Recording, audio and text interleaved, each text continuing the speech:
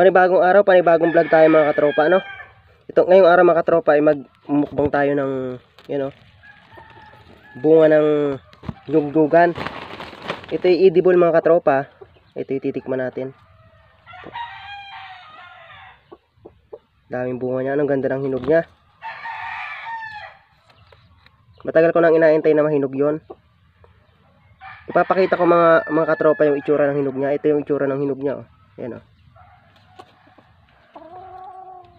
Parang sa tibig din. Medyo matubig siya. Ibig sabihin pag matubig yung ganito, matamis.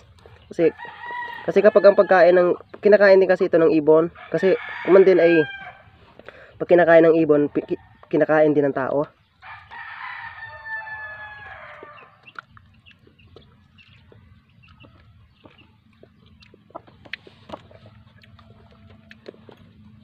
Matamis mga katropa, matamis.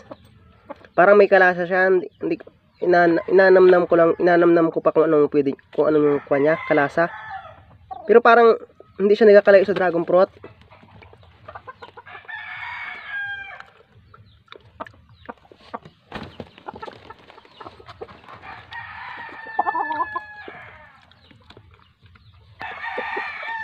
Nga hindi siya nagkakalayo sa dragon fruit mga katropa.